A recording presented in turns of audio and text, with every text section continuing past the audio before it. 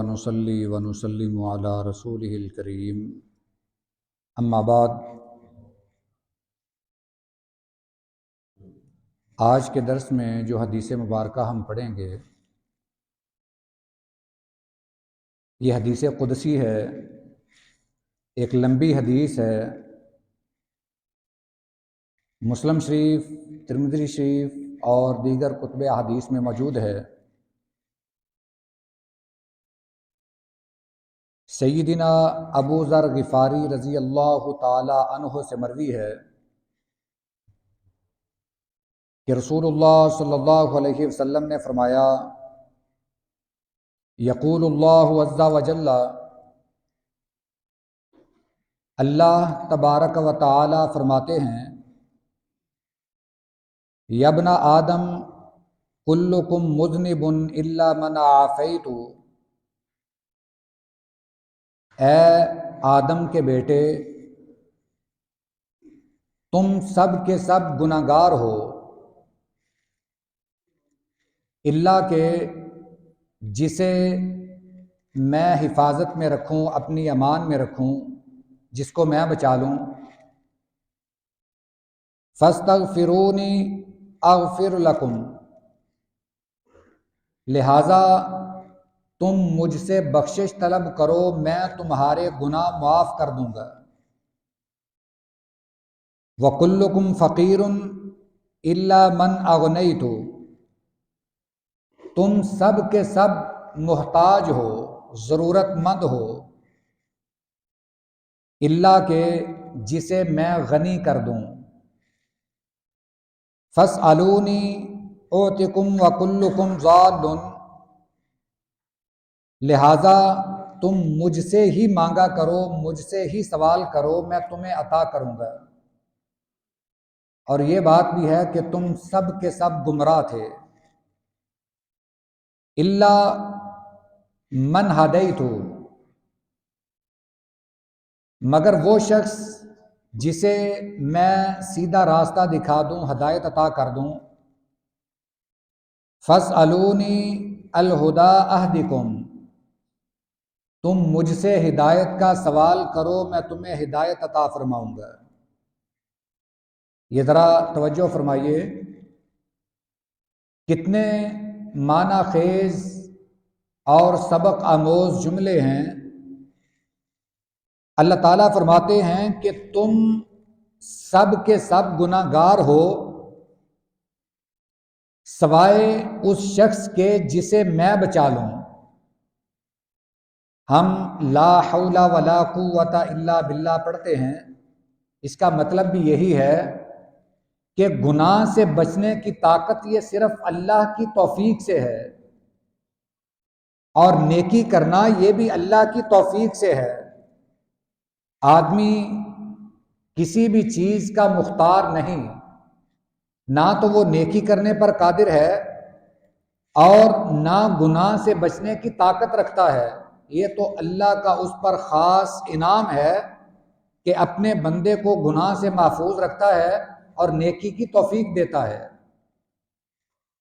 اسی طرح فرمایا کہ تم سب کے سب فقیر ہو، محتاج ہو، سوائے اس کے جسے میں غنی کر دوں۔ یہ الگ بات ہے کہ بندہ اپنی اوقات بھول جائے، جسے اللہ مال و دولت عطا فرمائے وہ اللہ ہی کو بھول جائے، یہ تو ہماری اپنی بد نصیبی ہے۔ مگر جس کے پاس جتنا بھی مال ہے وہ اللہ کا دیا ہوا ہے، وہ اللہ کا عطا کردہ ہے۔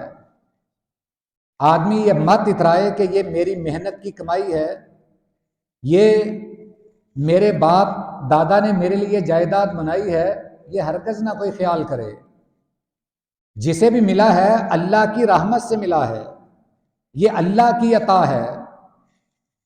اور پھر فرمایا کہ تم سب کے سب تو گمراہ تھے۔ آدمی کو اگر ہدایت ملتی ہے تو یہ بھی اللہ کی توفیق سے۔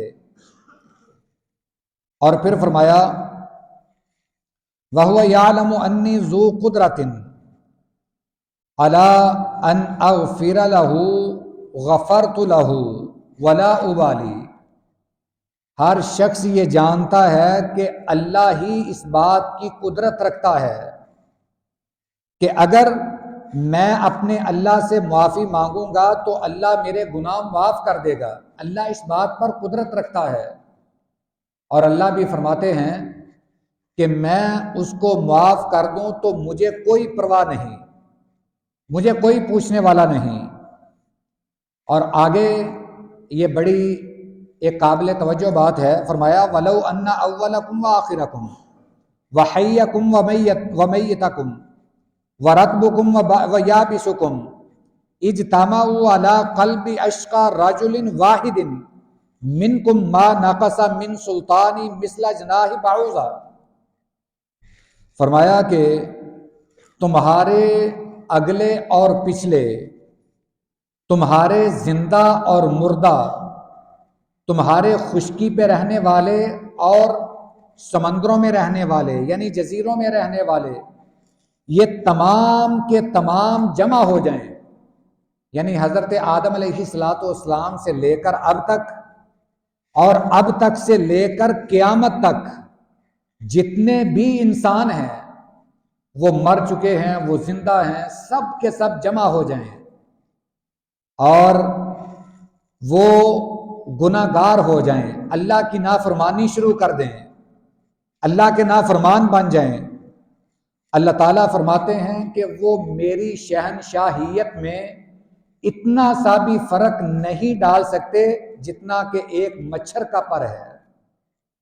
ساری دنیا اگر اللہ کی نافرمان ہو جائے، اس میں اللہ کی کوئی بھی شان میں کسر نہیں کر سکتا، اللہ کی شان کو کم نہیں کر سکتا۔ اگر کوئی اللہ کا نافرمان ہے تو وہ اپنا ہی نقصان کرتا ہے، اللہ کا نہیں۔ اور یہی بات پھر فرمائی کہ تمہارے پہلے، تمہارے آخر والے، تمہارے زندہ، تمہارے مردہ، یہ تمام کے تمام جمع ہو جائیں اور وہ ایک سب سے زیادہ جو متقی پرہیزگار ہے اس جیسے بن جائیں، اللہ کی عبادت کرنا شروع کر دیں، ان کا کوئی گناہ نہ ہو، وہ ساری زندگی اللہ کی عبادت میں گزار دیں۔ اللہ فرماتے ہیں ما زادوا فی سلطانی مثل جناح بعوضہ، کہ وہ میری جو قدرت ہے، میری جو سلطنت ہے، اس میں اتنی سی بھی زیادتی نہیں کر سکتے، اضافہ نہیں کر سکتے جتنا کہ ایک مچھر کا پر ہے۔ اگر ساری دنیا بھی نیک بن جائے تو اس میں اللہ کا کیا فائدہ ہے؟ اللہ کی شان میں کوئی ایک مچھر کے پر کے برابر بھی اللہ کی شان کو بڑھا نہیں سکتا، اللہ کی بادشاہت کو وسیع نہیں کر سکتا۔ یہ تو اللہ مالک الملک ہے جو ہمارے گناہوں سے درگزر کرتا ہے اور ہماری نیکیوں پر ہمیں انعام دیتا ہے۔ اور پھر فرمایا اسی طرح یہ تمام باتیں فرمائیں کہ تمہارے پہلے اور آخری، تمہارے زندہ اور مردہ اکٹھے ہو جائیں اور وہ اپنے اپنے سوال مجھ سے کرنے شروع کر دیں، مانگنا شروع کر دیں، اور پھر میں سب کو دیتا جاؤں۔